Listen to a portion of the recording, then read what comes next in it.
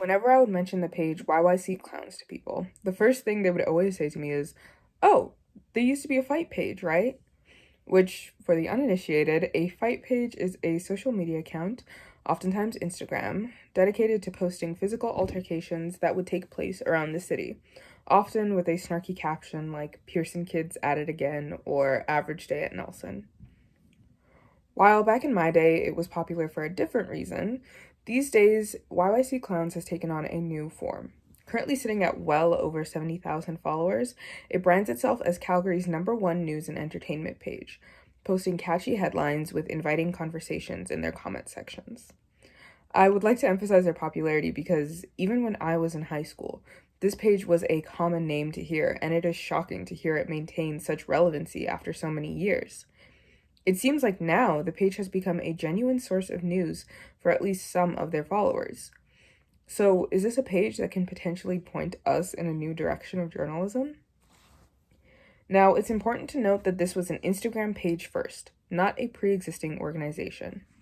This distinction is very important to make because of one very important tenet of journalism: transparency. The page has been very tight-lipped about who runs it and their criteria for posting on the page. This already puts them at odds with legacy media because there is no real way to verify the credibility of the individuals making the post.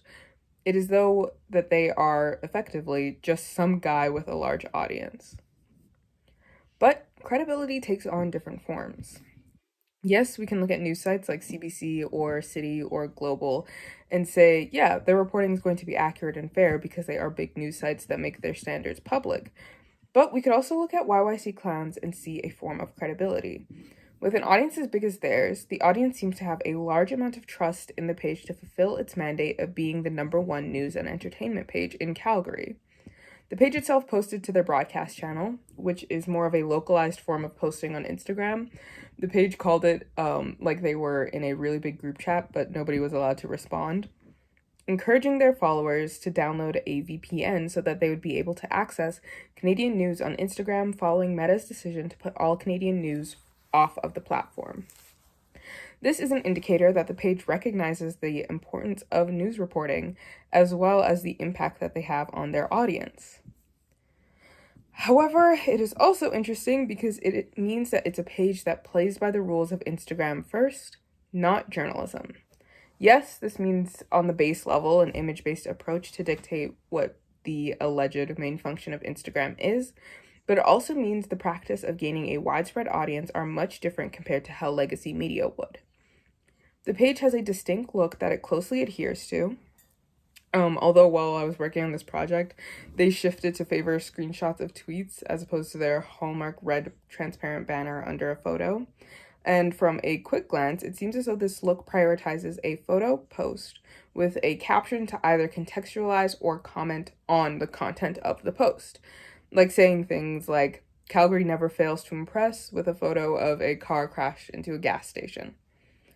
Now, November was a very busy time for news reporters because there was a major case that was getting a lot of attention, involving 2 teenage boys and a shooting in the Marlborough Park area. The basic premise of the case was that a shooting took place on November 13th, leaving 1 person dead and 2 in critical condition. On November 14th, charges were laid against 2 brothers, aged 14 and 18. On November 21st, an apology was issued by CPS for the 2 brothers for falsely accusing them of the shooting. Now, interestingly enough, yyc Clowns took immense initiative in reporting the case. Looking at their previous posts about Calgary news, they often came later than mainstream media and would essentially copy and paste sections from existing news articles to disseminate it to their followers.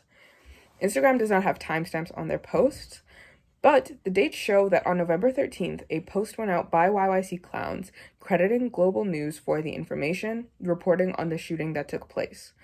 This post was an anomaly because it came out the same day that mainstream media reported on the case and also credited Global News with all of the information. The 2 following posts about the case borrowed lines from established news sites, namely City and LiveWire, and did not credit either of those for the work. They were also posting all day the day that all legacy media was reporting on the case, suggesting that they were potentially also closely following the case as they saw it as important to their followers. So, using all of this information, by the standards of yyc.clowns, what are some local journalistic practices? Now, it seems to me that yyc.clowns is treating themselves as a distribution mechanism rather than their own journalistic organization. There is a self-awareness of how big their platform is, and it's possible that the page is picking up after Bill C-18 left news social media accounts. This statement is speculative, but with further investigation, there is potential to uncover how they situate themselves relating to Bill C-18.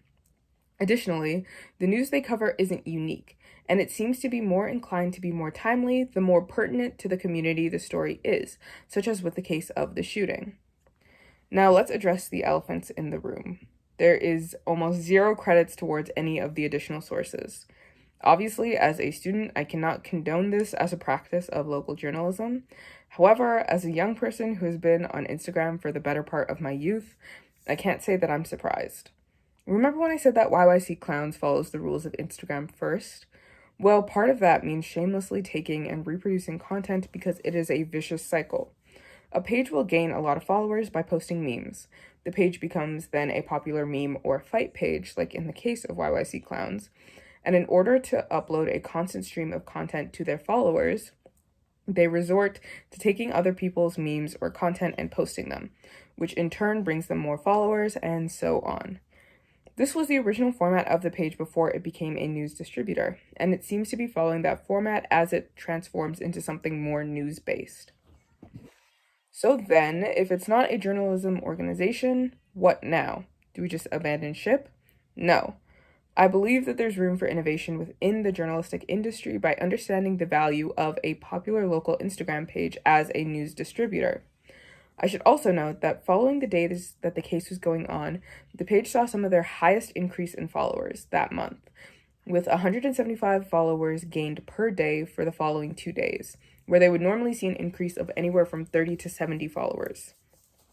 This wasn't mentioned as one of the pieces of data analyzed, but immediately following their post about a stabbing that took place in Cross Mall, there was an increase of around 230 followers, some of the highest increases that they've seen that month.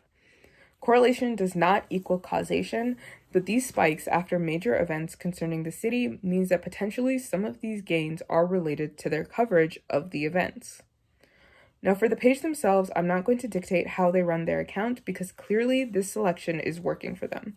But I am going to suggest that they start crediting the articles that they use for their posts.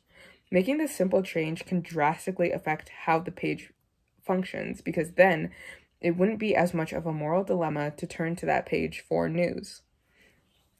Now, I know that a legacy media source would never stoop to the level of voluntarily collaborating with a page called yyc.clowns, because to be honest, institutional elitism is a big part of how legacy institutions maintain their credibility. But considering the crisis of journalism and the struggle for especially young people to get reliable news, there is room to meet people where they're at. Clearly, yyc.clowns understand the importance of news and that their audience relies on them for it. So why not embrace that? Maybe young people aren't getting their news from legacy media because they found their news somewhere else, and it's on a page called yyc.clowns.